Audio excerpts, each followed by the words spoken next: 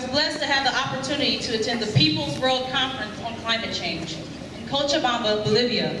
This gathering grew out of what was perceived as a lack of progress when it comes to climate change being addressed at the United Nations. There were people there from all faith traditions, from all occupations, from all cultures, gathered in solidarity. These communities were also most impacted by climate change, as well as environmental injustices. We are gathered here today in a similar spirit. We are a diverse group of very passionate people. We want to create healthy and more sustainable communities. It's not only relevant that we're here at the state capitol, okay, but that we are also in Hartford, communities that are currently being impacted by environmental injustices every day.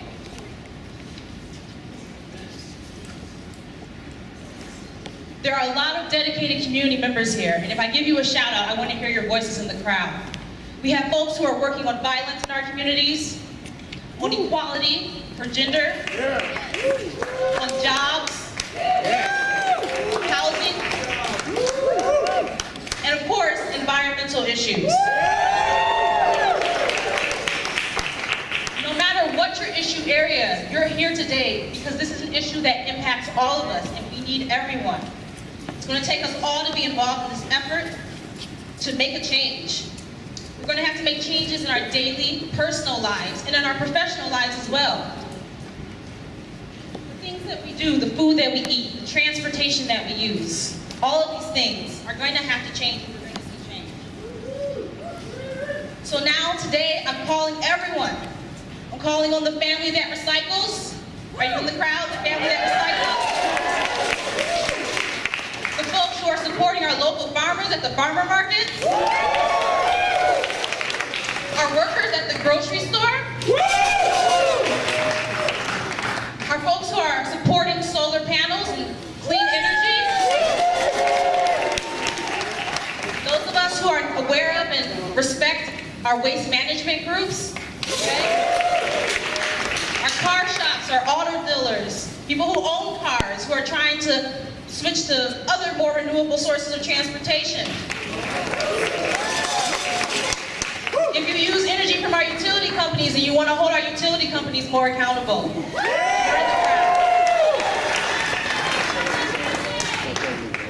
But I'm also talking about our really, really passionate teachers, right? Do we have any teachers in the crowd?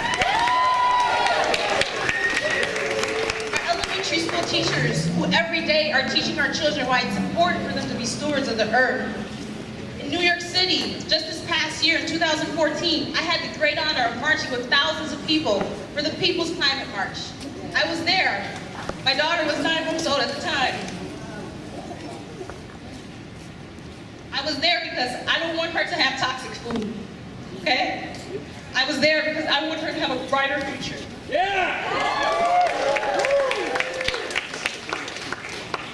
So today, I'm marching for my family. I'm marching for all the families who can't be here. And I'm marching for everyone that I care about. And that includes all of you. We might be smaller than the group in New York City, but we are powerful. Yeah. We are committed to creating change in our neighborhoods. So today, I pray for justice, for peace, for us to work together collaboratively to build a better, brighter future. Thank you.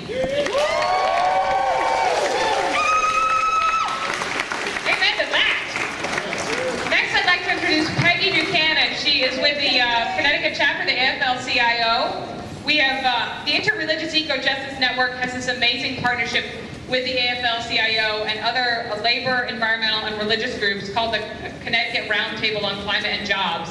And we've been working together to talk about how we can, as a community, create good jobs that are green and that are good for our economy here in Connecticut. Peggy Buchanan.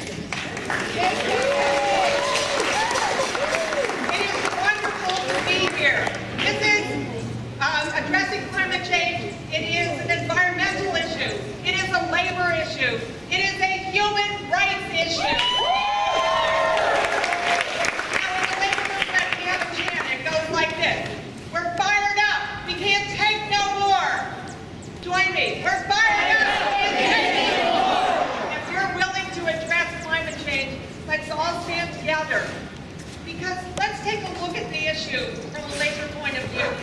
When you look at what's happening right now in Texas and Oklahoma, look at who is suffering. Look at the pictures of the family that sees their car underwater and they're standing in their necks, up to their necks in water. We look at a woman who comes home from the third shift. She's bone tired. She finds that her house is underwater. She can't escape to her second home. She can't go to a hotel. She has to deal with what she's faced with right then and there. And think about those who are on the front line, those firefighters are struggling to rescue people, one of whom lost their lives. So that is why this is a labor issue, it is a human rights issue, and I'm here to say two things. One is that labor is geared up. We have one of the biggest job training programs outside of the federal government. We are ready to address climate change. We want to put unemployed and underemployed workers back to work, pay them a living wage. Let's get America back to work, and let's address climate change at the same time. Somewhere out there, I saw the sign, stop fast track. Somebody has it. And I want to just say that what you can do today to protect the environment is to call your U.S. congressman or woman, and especially if you are in Hines' district, please tell them, tell Congress to stop, to not pass fast track. Do not fast track our trade agreements. Do not let multinational corporations put profit ahead of environmental standards, ahead of labor rights standards, and ahead of human rights standards. We want to tell everyone that this is our land. From California to the New York Islands. This is our land. We need to get out there and protect the beautiful redwood forest to the Gulf Stream waters. Because this land is our land, and we want to protect it for generations and generations to come. Thank you.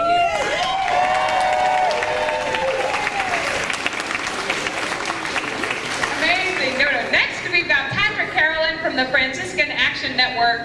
If anyone ever wants to sit down and have like an incredibly interesting conversation, just talk with Patrick for like 20 minutes, and you will hear a story, and someone's name will come up, and then Patrick will tell a story about that person that ends with, and then we got arrested together.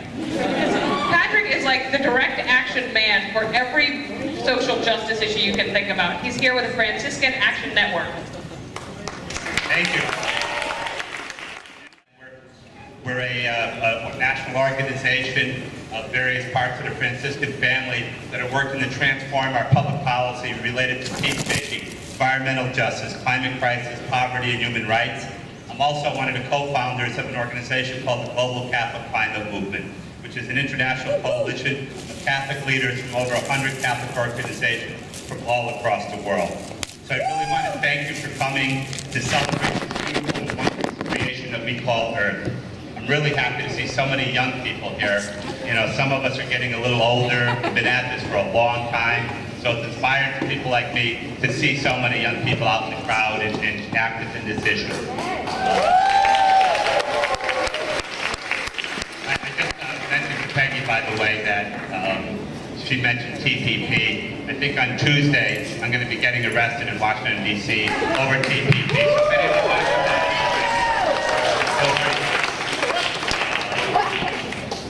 So for people of faith, and we're all people of faith, no matter how we choose to take that journey, we're all people of faith. We have a moral obligation to provide leadership on the climate crisis.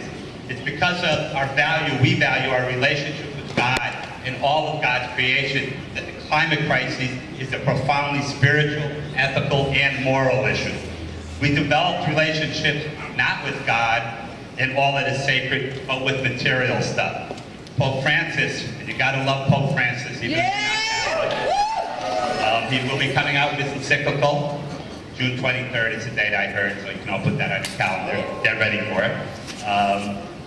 Anyways, Pope Francis talked about an economic system that is centered on the god of money, and it needs to plunder nature to sustain frantic rhythm of consumption that is inherent to it. Today we're experiencing the results of that economic system.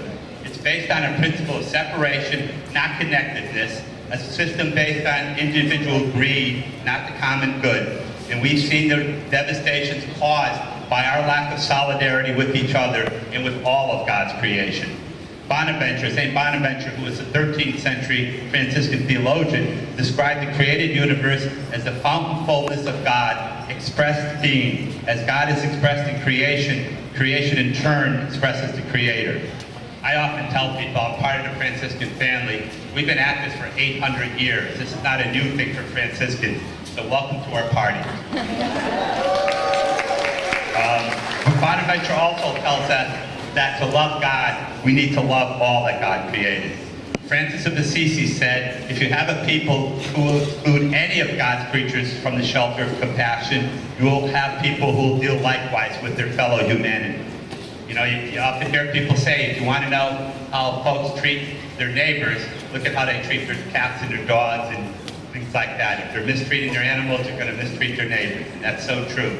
If they're mistreating all of creation, if they're mistreating the environment, they're going to mistreat all of us. The idea of caring for creation is not some paternalistic concept of having dominion over creation. For St. Francis and for all of the Franciscans, we believe that in the interconnectedness of all creation and a wholeness of being with the earth and all of her inhabitants. Pope Francis recently described the climate crisis as our greatest sin, the sin of exploiting the earth. He also said it's our greatest challenge to convert ourselves to a type of development that knows how to respect creation. Catalyzing mass public demand for change requires first laying this moral foundation. Faith leaders have to have the courage to speak with that prophetic voice and lay bare world leaders, politicians, corporate CEOs, and their fellow clergy who understand this moral threat, yet consistently enact policies and practices that worsen it. Such a willful and blatant disregard for our children's children and for all life on earth is deeply immoral, and we have to tell them that over and over again. In my time in Washington, D.C., I often meet with members of Congress who will tell me privately, yes, we understand climate change is an issue, we understand we have to do something about it, but we can't publicly speak out against it because it would be political suicide. They don't have the moral conviction to follow their heart, follow what they know to be right. We have to tell them that, yes, they have to follow that right, that moral conviction. And if not, if they will not do that, then we have to get rid of them and get new people in. We need to build a powerful movement. And again, you know, I often say climate change is not the issue. It's just a symptom of the greater issue. Greater issue really being in all of these issues, TPP, climate change, immigration, they're all the same issue. The issue being we're living in a culture of greed, a culture of separation, not a culture of interconnectedness, of where we care about the common good. There is no shortage of positive solutions available to us to address this crisis. What is lacking is the moral aptitude, the moral courage to implement at the speed and scale needed to avert. 13th century, I mentioned Bonaventure, the 13th century theologian. He said, how we choose and what we choose makes a difference. First, in what we become by our choices, and second, what the world becomes by our choices. We need to act because we choose love. We choose interbeing over separation, and we choose our shared future and over our unhealthy planet for our children, our grandchildren, and our great-grandchildren. Peace and all good. Thank you so much, Patrick. Next, I'd like to introduce Jeff Lee, who is the Vice President of the Connecticut Education Association. They're also sponsoring Inspiration Station over at the Hartford Earth Festival, which is our kids tent. So if you have kids, please check out all the stuff that's going on there. But Jeff has some good, unique words about what this means for today's youth. Thank you. Thank you, everyone, for coming. I appreciate being part of this. Our members were excited about being a sponsor of these education things. And we look forward to we know that what we need here is this state and in other states is a true rebuilding of our economy. We need education system. We need investment in energy efficient housing. In short, we need a green labor revolution, and our union is here to be working with other unions as well. One of the things that is also so important to us, obviously, is the health of our children, the health of our students.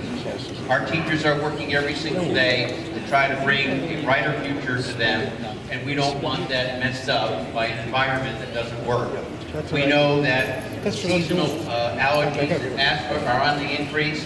We know that children have very unique activity patterns that put them in greater danger due to the environmental situation that we're in.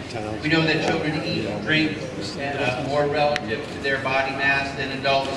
And we know that we need to help everyone promote greater and healthier communities.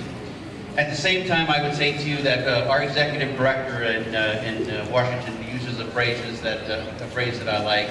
He calls us all upon to be social justice activists. That's what we hope to be a part of, and we thank you for being here today. Let's move on and do this. Thank you so much. I come from a family of teachers, so I was really excited that the Connecticut Education Association was supporting this. It's really amazing. I want to introduce Representative Matt Lesser, who is a representative from Middletown. He is amazing. He is one of our greenest legislators. Thank you so much. Thank you so much. You know, I was in the building behind us until about 2 o'clock in the morning, but I couldn't wait to get back, despite the little rain, because there is no issue more important to the state of Connecticut and to our planet than climate change. So thank you for coming out. It is so important. It is so important that you're here and that you stay here.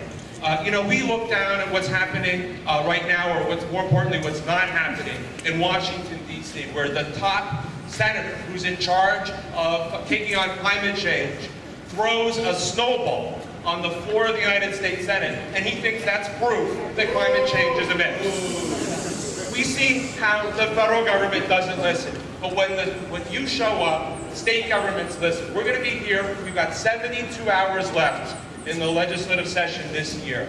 And what we've seen time and time again is when the citizens of this state demand action from their state government listens. Last year, many of you, we heard from grassroots activists around the state saying, we don't want fracking waste in the state of Connecticut, and the legislature listened.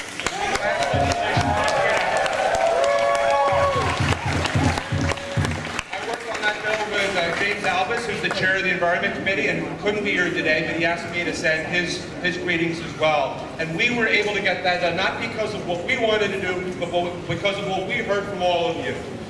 So I just want to say that there is, you know, we're fighting over the budget right now, but the budget is sort of a backstory to what really matters, which is about protecting our planet. All of the things we deal with in this building are at the end about sustainability, about protecting our state and our country. And you know, I'm the chair of the banking committee. You wouldn't think that has to do with climate change. You wouldn't have to deal with the environment. But you know what? We're pushing our financial institutions, our institutions of power, to take this issue seriously. Because until we do, until we hold everyone's feet to the fire, we're not going to make a difference. So thanks for coming out in the rain. Thanks for having me here. Let's make a difference.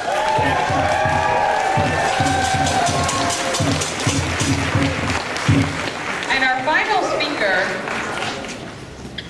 is Deacon Art Miller from the Office of Black Catholic Ministries. He is one of the most amazing. My mother used to tell me, if you do not have the courage to face the truth, you'll never find the truth. Some of you might be asking, how long will it take before the world will take notice and accept the truth of our duplicity of the terrifying changes to our climate? How long will it take before biblical floods and raging winds awaken the minds of those who are afraid of the truth? How long will it take before global droughts and rising seas destroy the lives of millions, before all humankind takes notice? I come this afternoon to say to you, however difficult the moment, no matter how frustrating as the hour. It won't be long, because truth crushed to earth will rise again. How long? Not long, because no lie can live forever. How long? Because you shall reap what you sow. How long? These are the questions that humankind has to face when its moral truths confront its amoral reality. How long have we faced the decay of the polar cap? How long? How long will people believe it does not affect them when the truth is climate change affects us all? We, every single one of us, we cannot hide in anonymity. We are called to affect the change. Today, if we want to continue to enjoy our rivers, to swim in them, walk beside them, even drink their water, we have to adopt a non-dual perspective. We have to meditate on being the river so that we can experience within ourselves the fears and hopes of the river. If we cannot feel the rivers, the mountains, the air, the animals, and other people from within their own perspective, the rivers will die, and we will lose our chance for peace. You are a mountain climber, but someone who enjoys the countryside of the green forest. You know that the forests are our lungs outside of our bodies, just as the sun is our heart outside of our bodies. Yet, we have been acting in a way that has allowed 2 million square miles of forest to be destroyed by acid rain. And we have destroyed parts of our ozone layer that regulate how much direct sunlight we receive. We are imprisoned in our small cells, thinking only of the comfortable conditions for this one small cell, while we destroy our large self. That's right. We should be able to be our true self. That means we should be able to be the river. We should be able to be the forest. We should be able to be the sun and the ozone layer. We must do this to understand and to have hope for the future. Each of us must act even when the task is great. When we accomplish in our lifetime might be small, only a tall fraction of the magnificent enterprise that is God's word. We must act. This is what we are about. We plant seeds that one day will grow. We water seeds already planted, knowing that they hold future promise. We lay foundations that will need further development. We provide yeast that produces effects beyond our capability. We cannot do everything, and there's a sense of liberation in realizing that, because this enables us to do something, and to do it very well. It may be incomplete, but it is a beginning, a step along the way, an opportunity for God's grace to enter and to do the rest. We may never see the end result of what we do. That is the difference between being the master builder and the worker. We are workers, not master builders, ministers, not messiahs. We are prophets of a future not our own. And ultimately, what I want for my grandchildren is to give them a world I helped to mend, the guidance and strength to fix the things I wasn't able to. And most of all, I want them to have the courage to repair the things that are broken. We must continue to march. Those of you who are young, I don't want you on my shoulders anymore. I want you to walk next to me. Get off my shoulders and walk. Get to stepping. You're not too young and you're not too old. Let's go tell them the truth.